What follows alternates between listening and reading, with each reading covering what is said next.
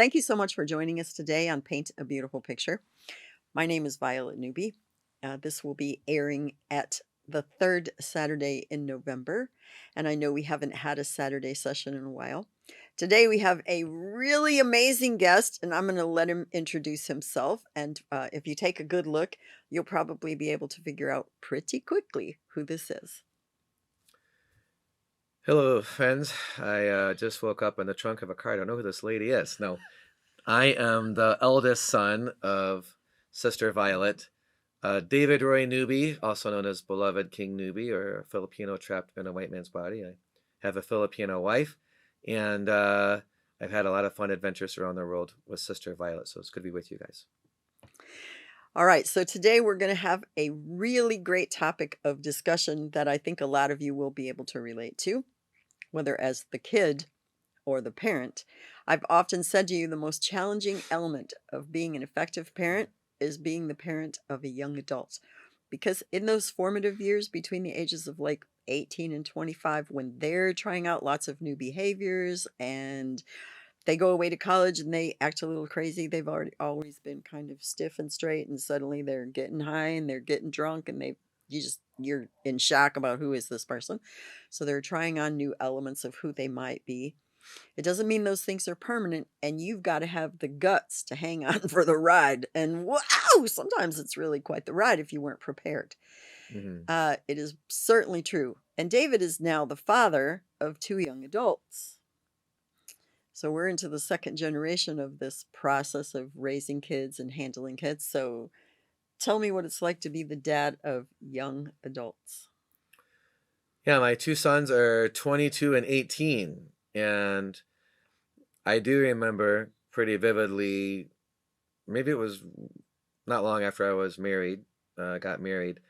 There, or it might have been right before I got married. You said, "Oh, one of the hardest things as a parent of a young adult child is to realize you need to make your own mistakes, and I can't protect you anymore. And best thing I can do as a parent is be here for you. I'm here for you if you want advice, but I'm praying for you to make wise decisions." In that exploring, partying. I mean, it was a year of my life where I, got high every day. To pretty much, I was, a Rastafarian without the dreadlocks. So, keeping a marijuana dealer, keeping his bills paid for a year. And that was a fun year, but I was lazy. I was really lazy. And I was like, this is not worth the laziness. I'm a driven entrepreneurial kind of person. And so I just quit cold turkey. Um, but, I may have been tempted to do some other drugs if I hadn't done that for that season of my life and realized this is fun, but it's not how I want to live my life. And may I interject And as a something? parent, like I know my sons may make similar decisions, and I need to be gracious with them through that process. So, Exactly. As a Christian parent, and you did never lie to me.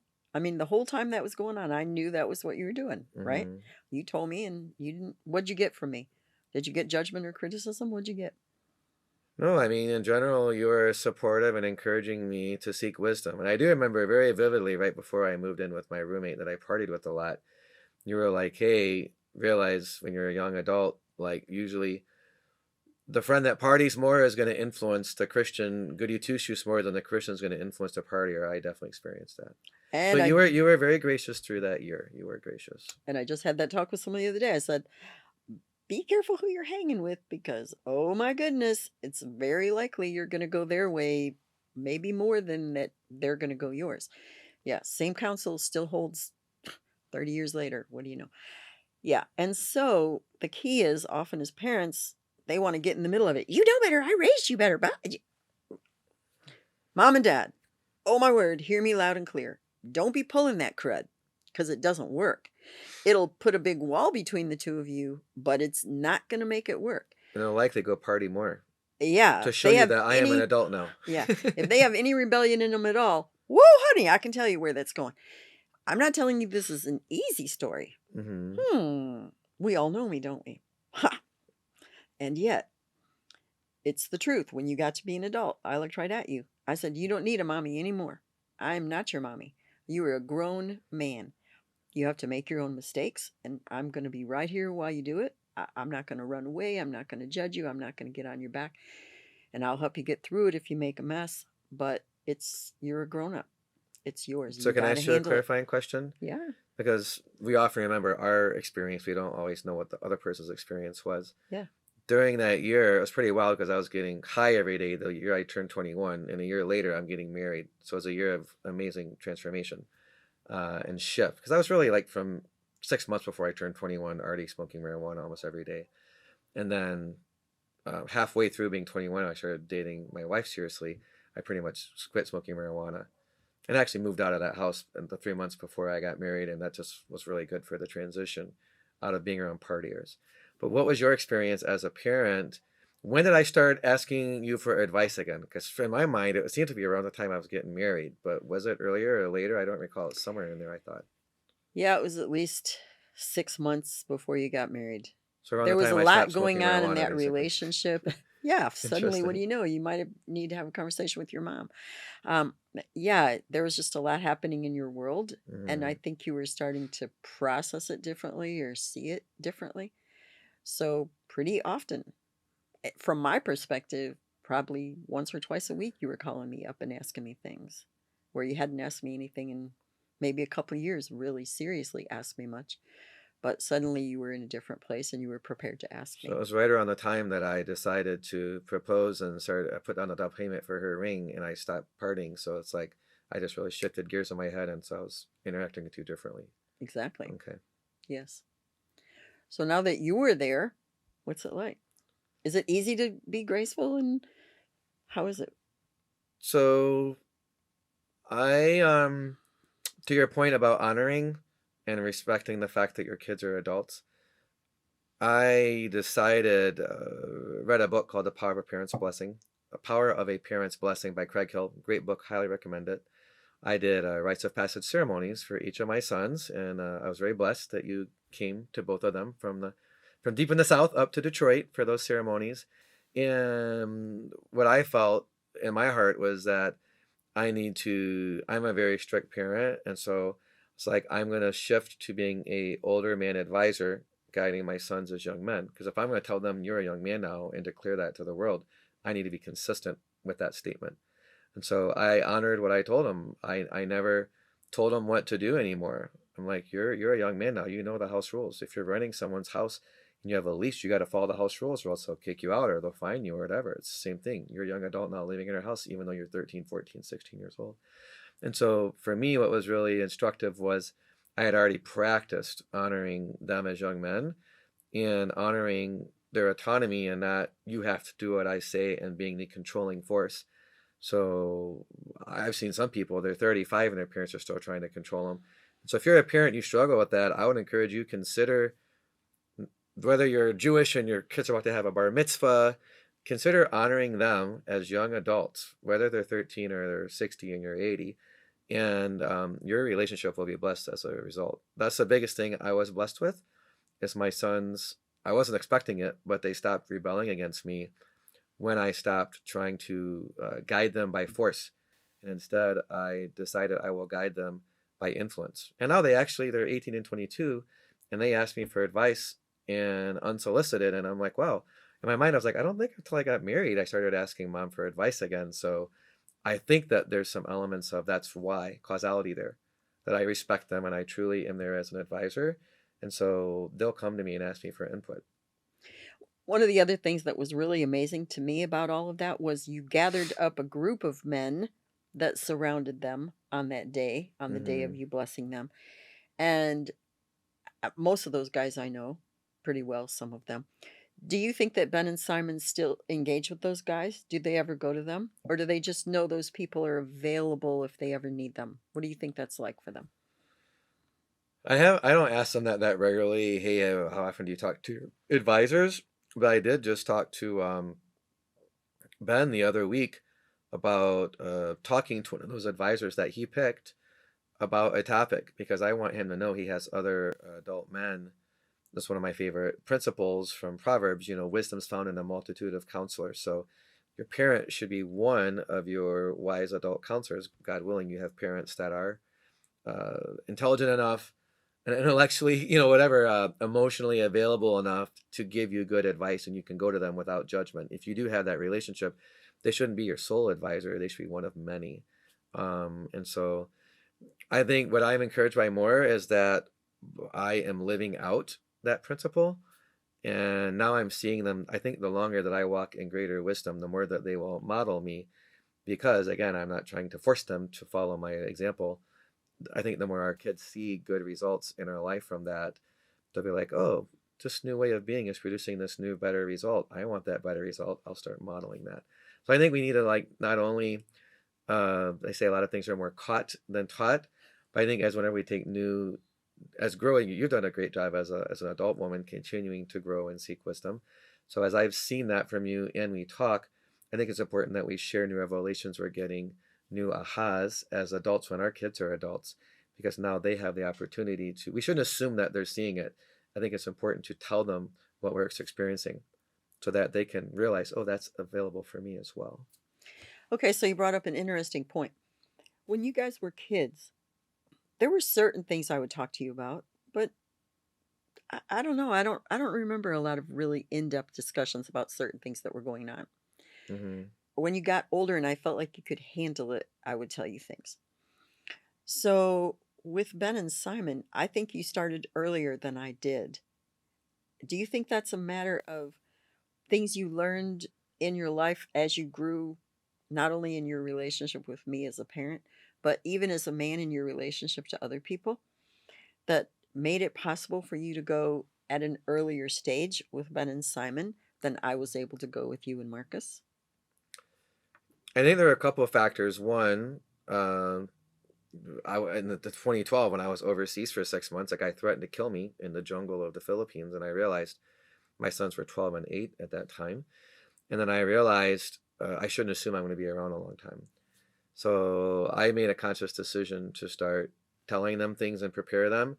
Now, specifically related to the pattern of violence in the family, I was planning to wait until Benjamin got married or got seriously dating to tell him. But then I got challenged by a guy. I write books and do info marketing, and I got challenged by a guy when I got invited to speak at the Harvard Club in Boston. You happened to be there at that talk. He was like, "What's an experience in your life that hardly anybody knows?" And at the time, only you were the only person in the world that knew the experience about when Ben was 9 months old. So he was like, he encouraged me to tell this story to the world at a very high profile place. And so that triggered me to go, let me go talk to Ben now, because Ben was 18 at the time. And so I decided he's a young man. What if I did die in a car crash or something? Like, I want to give him the benefit of knowing this pattern and being able to deal with it productively. So then I prayed about it and I felt peace about it. So then I told him, hey, I want to talk to you about this family pattern and how I've been very intentional in changing the pattern. And I have.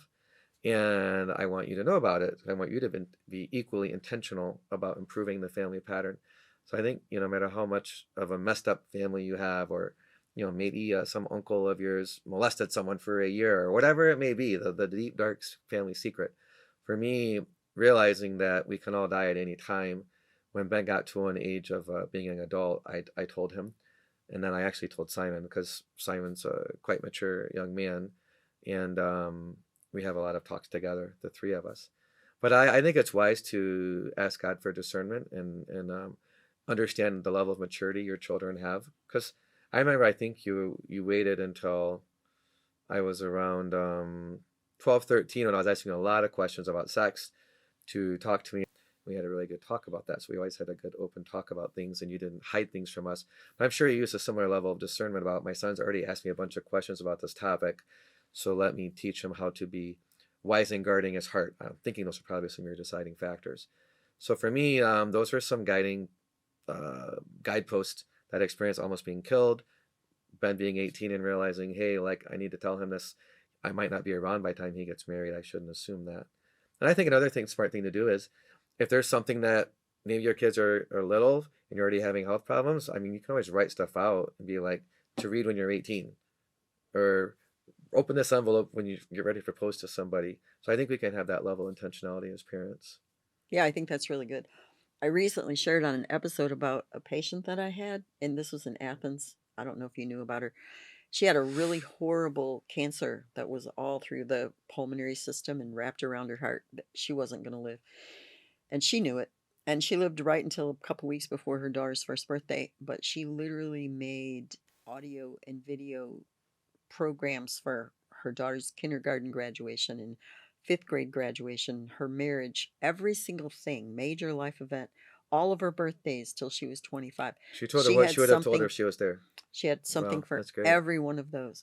And so that's kind of what you're saying. If you find out that your health isn't good, and you know that recently happened, and I'll get you to share something about that in the next segment, Mm-hmm. but that your friend that passed away unexpectedly. And we know in the world today with COVID, people die. I just found out this week Mm-hmm. a 49-year-old pastor friend of mine died.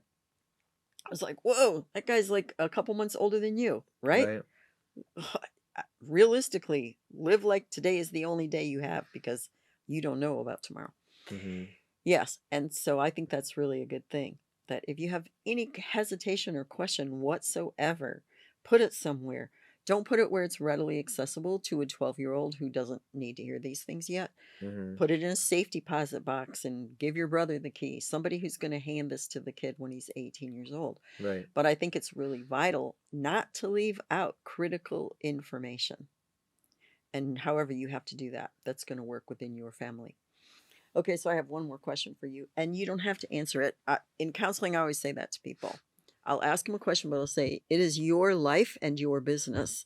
If you don't want to share this and you don't want to say it to me, you just look at me and go, yeah, this isn't your business. I always say that in counseling. I really do.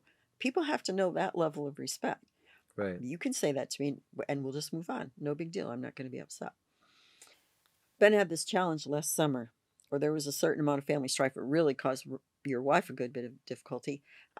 Talk to me about that. How did it strike you emotionally? What'd you do with that? How'd you handle it? Not just how you handle in the external world, but internally, did it raise things up for you? So I've really been doing a lot of breathing modalities along with reading the Bible and praying in the morning. I mean, all these things are very good for you. Great way to start the day. Breathing, it just lowers your adrenaline level, lowers your stress level. You're just much calmer. So doing that the last 2 years, I was very calm through the whole thing. I was able to be like, I just ask questions now instead of give input. I found that if I ask like 5 or 6 clarifying questions, then it helps the person realize you're actively listening, and then they're a lot more willing if they know that your goal is to help them and you're not digging for information to judge them with or hold against them. As long as you have that level of trust, asked Ben multiple questions, found out what's going on, and then figured out how to best uh, serve him as a young man and to serve family peace and optimal family dynamics. Those are my two desired outcomes. I told him that. My goal is to help you communicate well, make wise decisions, not make a decision out of anger or feeling pressured or anything like that. So once I laid that ground rule, and I've had a multi-year experience or track record of demonstrating that to him, he opened up with me and shared things with me, and I just was able to give him some strategic input about adjustments to make. And another key thing for me is never make any person feel right or wrong. Like, oh, this person has to be right or that person has to be wrong for them to be right. I'm like, what is the wisest solution? That is my only metric that I look at, that I define success as. And so that if you get out of blame, you get out of right, wrong, um, you get out of shame. Shame is a very low frequency emotion. Sometimes parents feel shame because their parent is making foolish decisions. And so, like, it's vital not to be in shame and be like, this is a young adult person here that I have the chance to influence or serve. So, if you have a servant mindset and you ask questions from a place of love and wanting to help them, and they truly know that's where you're coming from, you can serve them effectively. So that's what I did, and I was able to help him. And it was like a 3-step process of learning to make adjustments in this dynamic that was causing the strife, and it was solved. And I like never raised a voice, never a fight. I never even had to talk to my wife actually about it, because in my mind, my son is a young man, and my job is to help him be respectful of his mom at the time he happened to live with. And so you need to honor someone whose roof you're under, and it was very productive. So it was an interesting thing to navigate, having because in Filipino culture and a lot of other cultures, Middle Eastern, Hispanic cultures, is very normal, or a lot of Asian countries, to live at home until you get married. Yes. And so, like if you're in that scenario, I think it's good to use those best practices to navigate helping adults make wise decisions and honor their parent and still be able to be their own adult. There's always a way to figure that out. Yeah, I think that's really good. Okay, I have one more question on this young adult thing. Hmm. I had a person recently when I was talking to them at a very individual level, sharing with them things that happened when you guys were kids. And I said, by the time my sons were 17 years old, they left my home. You know, you graduated from high school, you were ready to go to college to study radiologic technology. I prepared you really well. I let you go. You had to pay bills. I You wanted to go get a lived. job that summer too to save up money for the fall semester. Exactly. So all these people, they said, "Man, you kicked your kids out of their house before they were even 18 years old, and you just kind of threw them out in the wind." And I was like, "Whoa, dude, okay, where'd that attitude come from?" But anyway, that was the way they heard it or saw that. Hmm. Uh, I want you to talk to me about that. How did you feel? Were you well prepared? Were you scared? Were you nervous? Was that a good experience? Was it a mixed blessing? What about that? Because I don't think I've ever even asked you that question before. So here we get the chance to share this with the whole world. But yeah, what did you think about that? Did you think I was nuts? Did you think that was smart? What did you think? Well, I'd say we had an extreme upbringing in that we were aware that anybody can die early at any time, and you were aware. You had a emergency surgery and died a few times on the operating table, and they had to give you blood transfusions and revive you. So from that experience, I am guessing, I think you even told us before, like you wanted us to have skills to live a successful life if you died. You had cancer, you had a couple of these health scares in your mid 20s, I believe it was. And so from that reality, you taught us how to do budgeting and how to clean the house and cook and all these things and do the laundry. So we were definitely not mama's boys, like we didn't know how to take care of ourselves. Um, and most people don't have that extreme of an experience with their parent.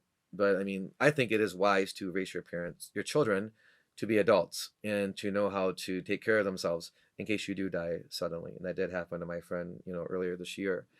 And so from that perspective, I'm pretty, I think I had a chip on my shoulder. I wanted to prove I could do things to people at a younger age.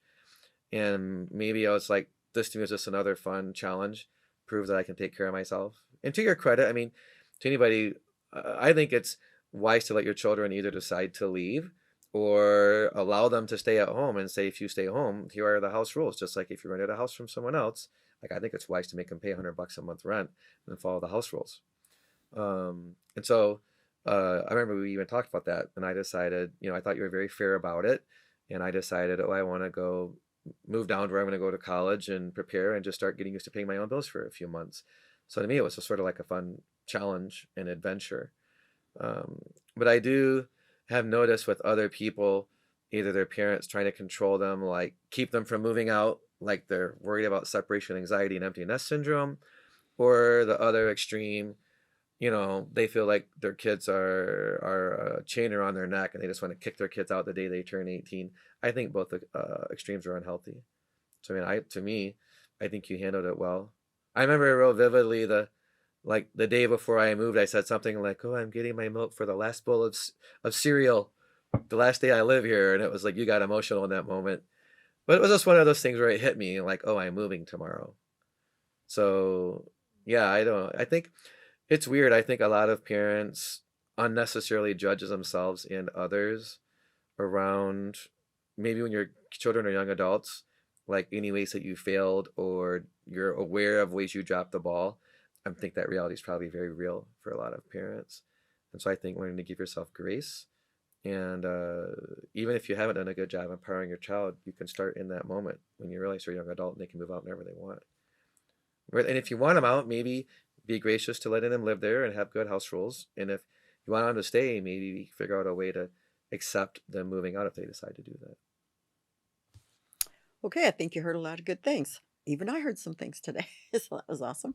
All right, so I asked you all the questions last time. Go ahead, it's your shot. Ask me what you want to ask me. I'd be curious to see, related to parenting, how do you see your role now, or what kind of did you make some intentional decisions, say when I became a newlywed or a parent, in terms of how you saw your role in terms of just offering support and, to All me right. as Well, a I parent hate of to a. answer questions with a question, but I am going to do it just this one time. Tell me about how supportive I was when Benjamin and Simon were born. How did you see that support? Did you feel like I gave it more to Rhea? How was that? I mean, you're a labor and delivery nurse and you love kids, but I've always noticed you've been very intentional about being involved at key milestone moments of life, whether it's a graduation or Ben being born or the wedding or, their rites of passage ceremonies, whatever those things are. So I've always noticed you did a great job showing support, but I'm curious how much did sometimes people just do stuff, they don't think about it. Like, how many things do you recall just deciding, okay, they're going into this phase of life, I'm gonna X. I'm just curious how much of that came naturally to you, and how much of it did you like me realizing, oh, I'm leaving tomorrow, the day before I moved out of the house. How much of this stuff just sort of hit you, and how much did you intentionally plan? I think pretty much every single thing I did until you guys were young men, I just did it on instinct. Mm-hmm. Or as I will frequently say, I did it because from the time I was 12, I started asking God really specifically, make me a good parent. I don't have a Mm-hmm. chance in the world of being a decent parent with what I grew up with. Mm-hmm. So please make me a decent parent. Teach me how to be a mom. Teach me how to raise my kids long before I ever had you guys. And so those first 18 to 20 years were not really very intentional much of the time. The part about teaching you guys scripture and character, that was very intentional. After Mrs. Bartlett told me that you don't raise children to be children, you raise them to be men. Mm-hmm. And I started doing that. That part was really intentional. But a lot of the rest of the kind of support or encouragement or uh, community development, all of those things were just instinct in God, really and truly. It was not intentional. So it was after you guys were adults, I got very intentional. Mm-hmm. I was at a different point in my life. I'd really gone through a lot of my own stuff and resolved it and dealt with it differently. And so I was in a whole nother place. And I finally could actually live with a certain level of intention in every way, including to you guys. Uh, by time Rhea got pregnant, and I've never really shared that story before. So, do you care if I share that story for just a couple minutes? Well, it's fine. Rhea was on fertility meds because she'd had trouble getting pregnant. And I was there. And of course, I am a labor and delivery nurse. And so Rhea comes running down the stairs this day with her thermometer in her hand. She's really excited. She's like, honey, guess what? And she looks over at me because I was there. It's the right time to make a baby, but oh my word, mom's on the couch. Anyway, I stood up. I said, it's okay. I'm going to put on my shoes. I'm going to go for a walk. Rhea was so embarrassed. And as you see, I blush pretty well. But anyway, so I said, okay, I'll be back in like half of an hour. And Rhea said, oh, mom, it doesn't take that long. And we all know. We actually think that was the day or the next day that Rhea conceived Benjamin. So sometimes they'll say, oh, I was there when my grandson was conceived. I wasn't in the room, but I was pretty close. So that was really amazing, It even wasn't that a part of Handmaid's it. Tale experience, thank God. Yeah, but it was really awesome that even for that part I got to be there. Anyway, That's so funny. all through Rhea's You were pregnancy, doing a fertility prayer on your walk? I was just praying. Lord, help this sperm swim swiftly. It was just really a cool That's experience, funny. you know that. All right, and so then as Rhea went through her pregnancy, Rhea started calling me more than she ever had before. And it was obvious she was feeling the normal first mom jitters, pretty scared. So I started going to all of her prenatal appointments with her. I lived in Wisconsin. Y'all lived in Detroit. This is not a next door story. 6 hours to get back and forth. I don't think I missed, I think I only missed one of Rhea's prenatal appointments with her. Like they literally thought, because my last name was Newbie too, that she was my kid, that like I had adopted her. We found that out later. They didn't even know that I wasn't her mom. Uh, and that was really amazing. So I did become very, very intentional about the level of support that I gave to Rhea, that I gave Hmm. to you guys as young parents, because Rhea had never cared for a baby before and she was pretty nervous about all of that. I was there the first 9 weeks of Benjamin's life. I got her through basically every hurdle that a young mom needs to go to. And when she finally looked at me and told me that she was okay, that was when I went back home. Mm-hmm. Some people thought that was really extreme too. But it is all about, are we living for ourselves or are we really living for other people? Not Mm-hmm. just because you guys are my kids, but there was that definite added element there that y'all needed that kind of support. And I gave it to you. I really appreciate the fact that you guys let me have Ben so much. I told you this before. I've had friends who said to me, I had my grandkids for a week and I was ready to kill myself. How can you stand it? And I would have Ben 2 and 3 months at a crack sometimes. And you know that famous one when he was in Wisconsin and Rhea called up. She said, Ben, we're coming to get you. He said, I'll hide. I'm not leaving Granny's house. I'm not coming home. Just that level of interaction in Benjamin's life too, and somewhat in Simon's, but by then I had my brain damage, so it was a little different with Simon. But just that way that I was a very active part in your life and in the kids' lives when they were little, and in your wife's life, all of you. Not to be invasive or pushy, but to be present and to give that kind of encouragement and support. I know that as Ben and Simon have grown up, I have become more and more and more intentional in the things I have done, in the things I have said, in how seriously I take the responsibility of being an example. I know that you know that, especially when I was younger, I could really battle with depression, and sometimes I would get suicidal. Mm-hmm. And there were various things that I would go through in my mind about why it wasn't a good idea to commit suicide. But after Benjamin was born, that is when I knew it was never, ever going to happen. Because I shared this with a friend of mine recently, and she said I needed to talk about this, so I'm going to. Mm-hmm. People need a reason to live, Right. and sometimes they can't find it when they're depressed. After Benjamin was born, this is what really compelled me. And I'm going to talk to them a minute. Mm-hmm.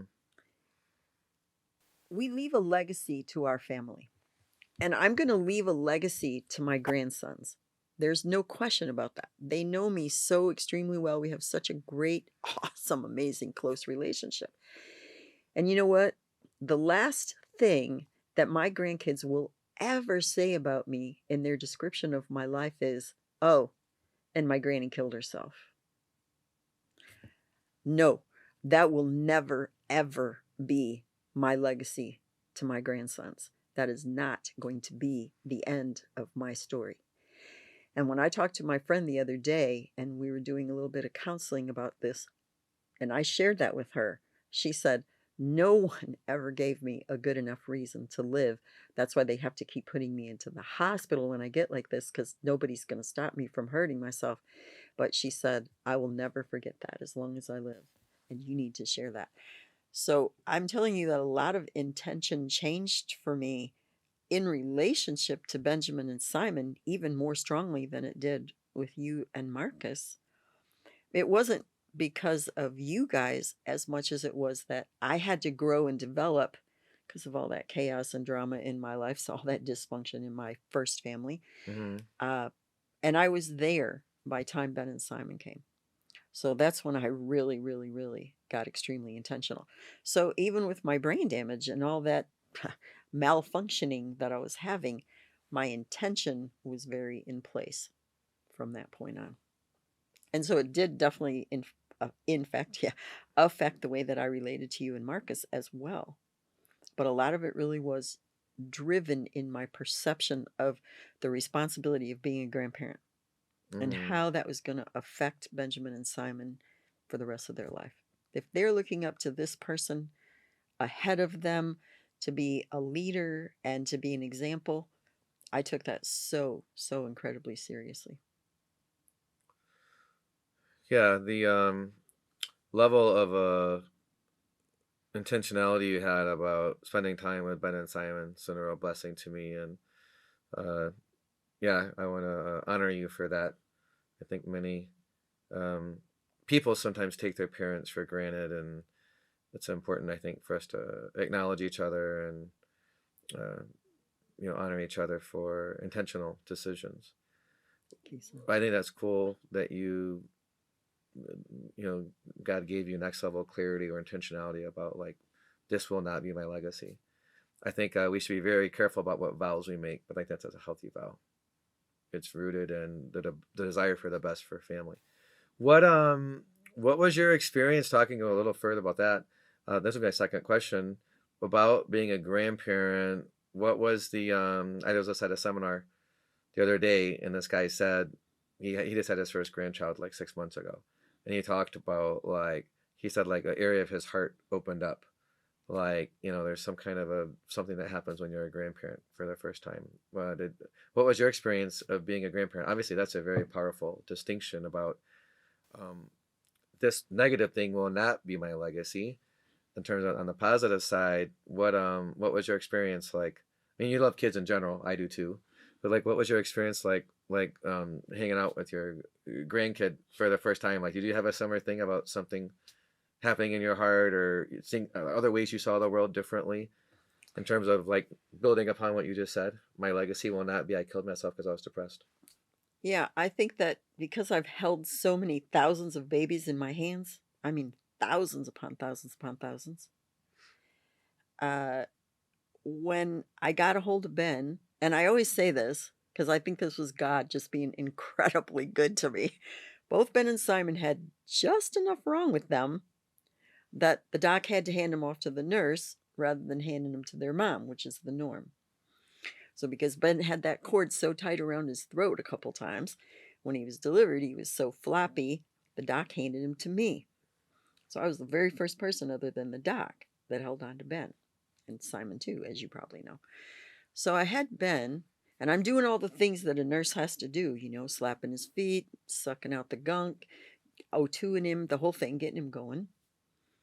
So, by the time he was like 2 minutes old, he was pinking up and he was doing just fine. He was back to being a regular baby, so I could kind of turn off the professional mode of get this kid going.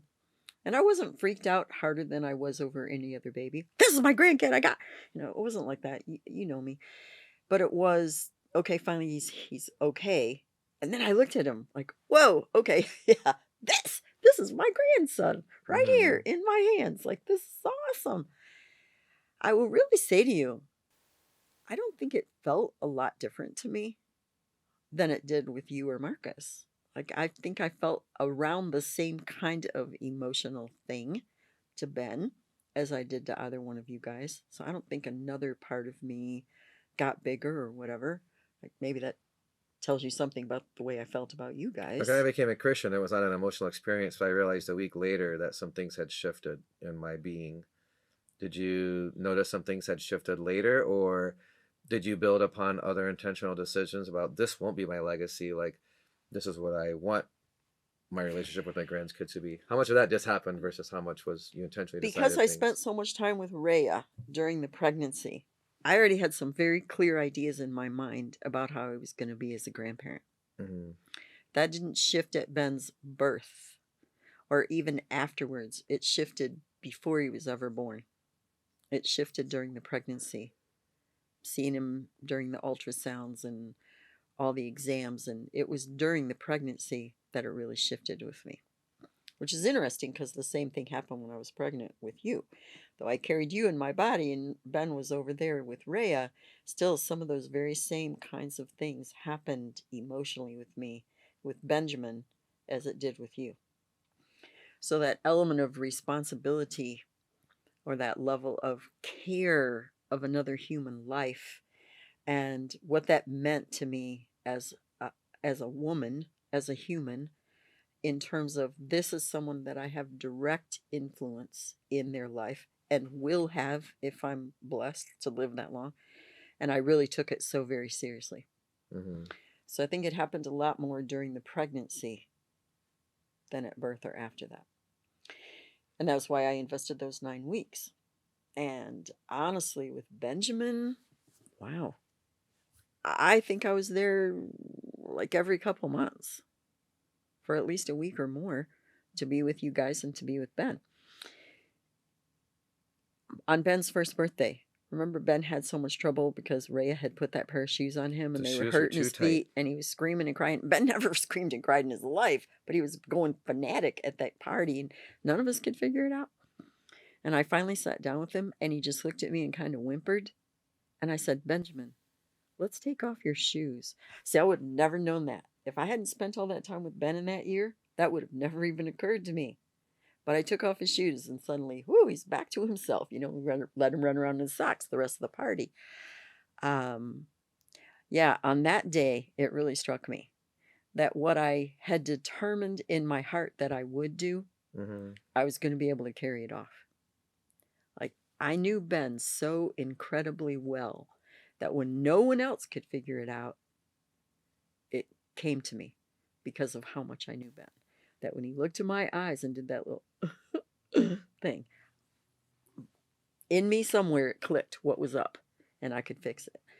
Yeah, that day it really made me aware that what I was doing was working, it was effective, and I was going to keep doing it. That I would be that active a part in Ben's life or any other children that you ever had. Because I didn't have that level of community. I didn't have that kind of unconditional love and support in my family. And just as much as I determined that I would give it to you guys, but I had all that responsibility as a single mom and it got in my way sometimes. It just took every single thing I ever had to do it. Thank you, God, for strength. But as a grandmom, I didn't have all that responsibility. I took on a certain level of it, but it was a great deal of the joy of it now. Mm-hmm. So to really endeavor to know who Ben and Simon are as human beings and just have fun with it and foster their best parts, oh man, I took that ball and I ran hard. Like I was ready for that. Mm-hmm. And that was very intentional. Very nice. I appreciate you sharing those things with me. Yeah, yeah, it was good. So you mentioned earlier in an earlier segment about sometimes things happen suddenly. You know, my best friend died suddenly in January, turned 48 in December, and was dead a month later. That was a big challenge for me. He's the person I've known the longest as an adult besides my wife. And it surprised me, even though he lives in Chicago and he only would hang out for a week a year, that it still very much emotionally impacted me. Um, Being able to, as a parent, deal with just things that happen in life, things always come up that we're not expecting. What I was already an adult when you had the experience of having the car accident and your brain being very affected, having brain damage. What did you notice in terms of your relationship with me and Marcus and or Ben and Simon in terms of oh, I'm different now. Like, what was that experience? Because I'm sure like everybody struggles with being impaired in some way, whether it's through an injury or they reach a certain phase of life where they have some health challenge. Yeah, I think that's a great question. I'm going to address it like this. Some of us are impaired because of our families, which I really was. Whoa. Yes, I was. And much of my family is impaired, and you know that. And I mean emotionally or psychologically impaired by the things that happened to us, because some Right. really horrific things did. A lot of people are stuck in trauma. Yes, exactly. Uh, so it isn't just physiologically impaired or mentally impaired. I think the emotional and spiritual impairment is as bad and maybe in certain ways more significant. So the reason I want to address it like that is because people who don't know about their impairment yet, and I say yet because there's always hope they're going to find out and get some help. They might be the more dangerous people because they're just hurt and fighting back and they don't even know it. They don't have any language for that. They can't even talk to themselves about it, much less talk to anybody or ask for support or get help yet. Those are the people that are really tough. And they call that a unconscious incompetence. They don't realize that they're impaired, so how can they ask for help or make a decision to improve it? Yes, and often when you try to help them, all they do is get really ticked at you. They kind of take it all out on you and fight you, just Mm-hmm. not helping anybody. You just have to live with them like they are. And I think that's a really big thing. Sometimes we can't cope well yet, but we just have to live with them like they are. to the best of our ability, as best as we can. So it's really fascinating in what happened to me. Different ones of my siblings reacted differently. You and Marcus reacted quite differently. You really did. I think you know that, so I don't think I'm telling any secrets here that Marcus was better at being supportive or hanging tough with me. You'd kind of get impatient after the 8th or 10th or 12th or 20th time that you heard the same story. Okay, mother, you said that to me, kind of thing. Um, Mm-hmm. and I acknowledge it's really challenging to deal with someone who's impaired, but just everybody reacted differently to me. So I'm dealing with my own stuff, and then I'm dealing with all kinds of different messages from different people who care about me. That that was pretty challenging sometimes. Uh, Ben and Simon, it's interesting now that they're older. I've talked to them a lot of times since I got my mind back. Mm-hmm. Benjamin knew the difference between the other granny and when I lost my mind. Simon did not. He was little. He was only 2. He didn't remember me before. He remembered my heart, but he didn't remember the rest. So it didn't seem very different to him. He was actually shocked when my mind came back. He didn't know I was that smart. And suddenly he's like, wow, Granny, I had no idea when all my everything came back to me. Right. But I think from the side of the impaired person, what I would say is the kinder someone was to me and the more tolerant, and I do mean that in the right sense, not tolerate my crud, but tolerant of my limitations, the easier it was for me. So sometimes you and I would kind of clash a little bit. I know you know that, in that you would get impatient with me, then I would not have a good response, and I didn't even have the capability of responding another way because of the impairment that I had.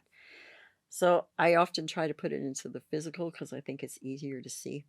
If you have a person in a wheelchair and say, "Hey, I signed you up for this marathon," they're going to look like you've lost your mind. I can't do this. Mm-hmm. I think sometimes people try to put things on us that we just really can't do. I think it's hardest of all in the psychological, emotional realm Mm-hmm. to go, I'm asking you to do this, but but you just can't. You just cannot possibly do it. You don't even have what it takes for this to happen. So I think if I've grown in any way, and we know I've grown in a lot of ways since that time, that's definitely one of them that's really significant. Say, okay, this person obviously has this impairment.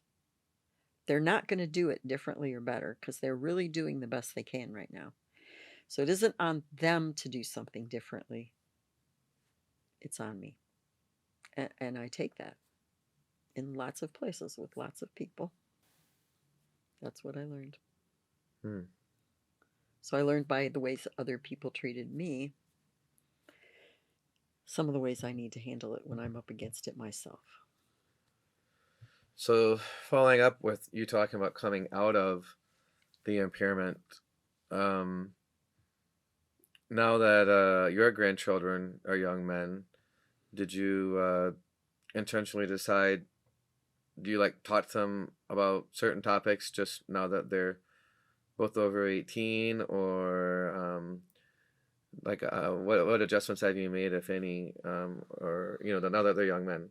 So I remember thinking like, oh, once I did Ben and Simon's rite of ceremonies, I just started to rite of passage ceremonies, started talking to them more openly about certain things, and I used to sermon about what level of detail to talk to them about them, but it's like I started treating them as young men. I think because I'm a woman, I've really walked a little softly with both of them because you didn't have a choice because you didn't really have a dad to talk to. You had me. Thank God that worked out okay. But I respect that. Ben and Simon have a dad. They have men in their world. They don't necessarily have to talk to me. I'm not their only choice. This last year, when Simon and I got to talk a lot about some pretty in depth things, which I won't go into the subject matter, but you probably remember, I really felt extremely privileged that Simon would have that talk with me. I think that Simon was looking for a female viewpoint. I really do think that. And as well, I think that Simon respects me as an elder person in his family, so he felt like he could talk to me about it. So I think it's been a lot more that I've been respectful of Ben and Simon for them to talk to me rather than me go talk to them. I'll talk to them about anything. I think I've been willing to do that for quite a while in light of their maturity level, Mm-hmm. but I'm pretty willing to wait for them to come to me. And honestly, I can tell you that sometimes I guess I feel maybe a little disappointment that they don't ask me more things because I do think that kids need an older viewpoint, and I'm certainly probably one of the oldest viewpoints they have. Uh, and I know that they respect you, so sometimes maybe I'm a little taken aback that they don't ask me more. But on the other hand, I know the area of life they're in. So it was kind of like with you, when you got much more serious about Rhea in certain parts of life, you were willing to ask me more. I think that Right. I believe that when Ben and Simon get to that place, they may be asking me more things. Right. So I'm just keeping those communication walls wide open, and they know that. So I respect that what they don't talk to me about, they don't. Whatever they ask me, I'll tell them anything they need to know. Do you think that's It's- working? Yeah, I think it's like, yeah, if the young person is not asking you for input, it's never healthy just to try to force a conversation with anybody. So sometimes people want to have a deep conversation about a serious topic, and sometimes they want to keep things light. So, Oh, yeah. So that day that Simon and I worked in the kitchen, we were really kind of going crazy together, and just suddenly it was like this flip, the switch flipped. He starts asking me all this serious stuff, and I thought, okay, it's kind of like with Marcus, where you have to spend a certain amount of time before he's going to get to that point. mm-hmm, Yeah, even with Simon, it's like, oh, okay, I didn't know that part of Simon. I really didn't till this year when it took that level of us hanging out, being around each other, and then suddenly, whoa, we went to this other level. mm-hmm. Yeah, that's good. That shows the importance of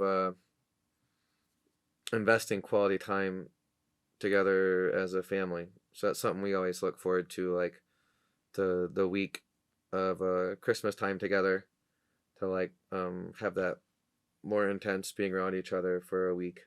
It's Right. very much how we used to like hang out on a Saturday with Aunt PM, or after we went to Charleston, we would go to Charleston and rent a house for a week. Like having a week together with a group of people is a powerful bonding experience. Yeah. So will you talk about what we do once a year together? You and me and the boys? Mm-hmm. Because I've never told anybody.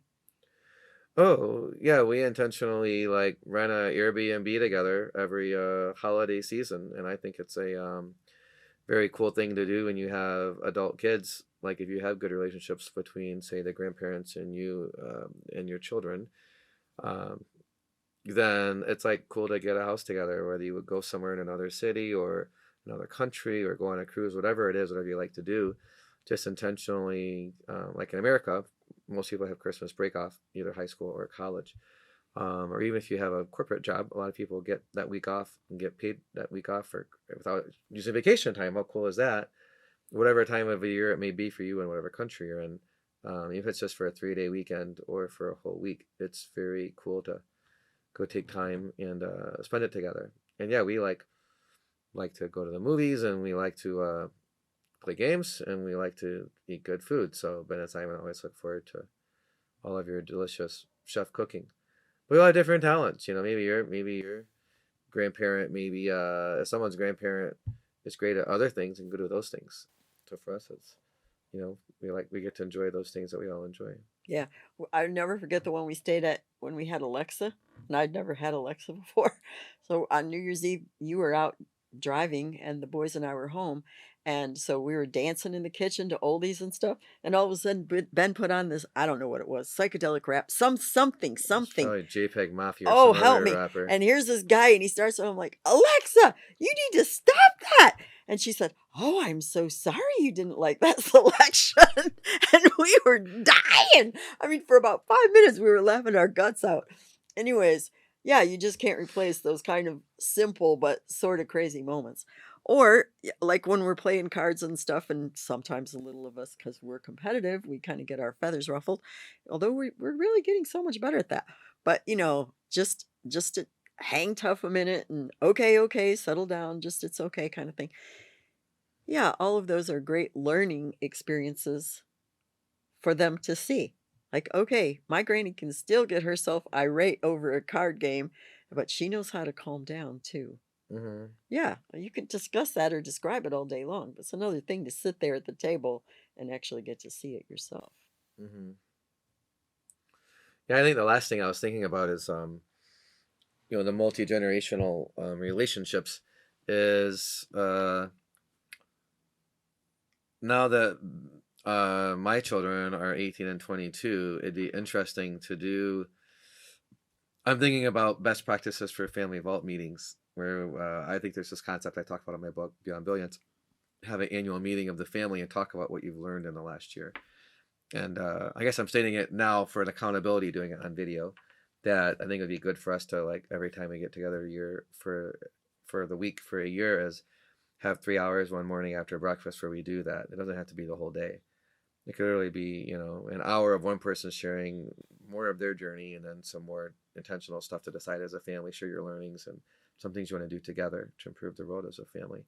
But I think it'd be interesting to see what Ben and Simon's takeaways would be about more of your journey now that they have more life experience. Yes.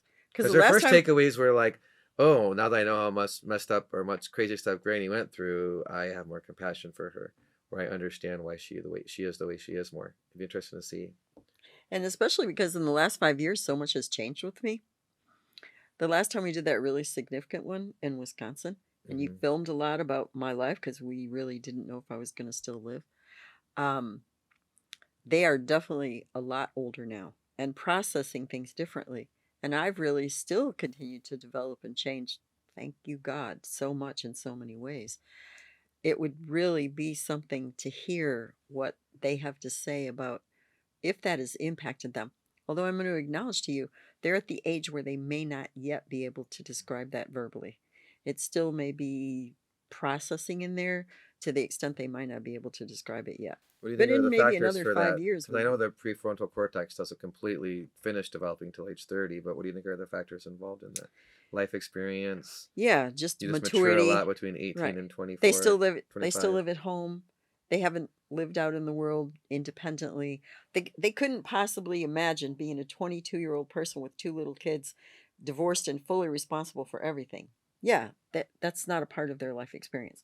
They aren't there yet to where they could even relate to that in any way, shape, or form. But they say you can still learn from the gift of contrast I get by it. comparing your life experience to that and mentally putting yourself there just to have a small amount of empathy or, oh, wow, appreciation for someone's journey. Yes. But I think until they really live on their own, pay their own bills, have to deal with their own headaches completely, just they're not quite there Adulting, as yet. they call it nowadays, Yeah, whatever that adulting. is. Yeah, but they're not there yet. Right. And that's fine. It's just their journey is not like mine. In many ways, I thank God for that. Yeah, they've had a much more stable, even keeled journey than I had. And this is a good thing. So thank you, David, for giving them that. But yeah, I think there are just elements they won't be able to relate to yet. I think the fact that they have had such a close relationship with me, so they have literally seen and experienced me as I really am, Hmm. is in their favor long term. Because they're literally going to go, wow, I remember when, and they can describe that part. And now I see my granny, and oh my goodness sakes, she has really grown and developed in the last 5 or 10 years of her life. And she's almost 70. Whoa, dude, this means I got a long lot of years of opportunity to grow and change and continue to see my life transform. I think that's an awesome message. And I believe Ben and Simon know that message. Hopefully, anybody watching, you can realize doesn't matter whether you're 18 or you're 70. Like, if you're alive and you have your wits about you mentally, and you're not, brain damaged, like Sister Violet here was for a period of her life, like, you can, there's hope for you. There's always hope for tomorrow, and, like, seek wisdom and get new knowledge and then apply it. Getting new knowledge is the first step, and then applying it, that's wisdom. So use the teachings Violet has here on the show and apply them. And you don't have to try to apply. I think you said in one of your videos, don't try to apply 10 things at once. That's like setting yourself up for failure. Like, do one thing at a time. Like, maybe do it for a few weeks or a month and make it habitual, and then add the next piece. Exactly. I want you to notice something. We did not talk prior to this, and actually we've been together, what, not even quite 5 hours today. And I haven't seen my son in a couple months. We're really blessed if we get to see each other twice a year, and this is our 3rd time this year, so, like, this is an amazing thing. What I want you to know is, look how much he talks and thinks like I do. Alyssa said that. Oh my goodness, so much of what I usually teach on here, you're expounding. There you go. You teach it to your children. I promise you, it is going to stay with them and continue to influence them as a human being and as a parent. And what David said is absolutely true. No matter how old you are, it is never too late. And no matter how old your child is, it is never too late. Here, here. Yes, so do not despair. Don't go, oh, my kid is 19 in a wreck. Okay, okay, it can happen, but it doesn't mean it's too late. You can change, you can continue to change, and you can continue to change and develop your relationships together. Here's something I really want you to understand. I have told you so many times, I am blessed to be my son's mom, Mm. and I always have been. I mean, I don't know anything more important in my life than being your mom. I really don't. It's probably the most important thing I've ever done. And we know I've really done some things, but I don't know anything more important than having been your mom. Thank you, Mom. It's been a pleasure to be on your show with you. Yeah, it's been really great. Keep painting a beautiful picture. Yes, You can always add more layers and more color, it's true. It's like a great oil more painting. details. I want to thank you so much for being with us today on Paint a Beautiful Picture. I would like you to leave us a question or a comment or a suggestion. I'd really like you to share this with a friend. I want people to know that as you raise your children, great things happen. I know there are challenges. I know there are frustrations. I know there are difficult parts. I really know it. But honestly, it is such a great journey. And so I really, really appreciate your time with us today. And I will look forward to seeing you again soon on Paint a Beautiful Picture. God bless. Good to be with you. You may find additional information on our paintabeautifulpicture.com website. Additionally, you may watch me on Rumble, and you may also listen to a podcast on Buzzsprout or Spreaker, all under the name Paint a Beautiful Picture. If you like this video, please give me a thumbs up.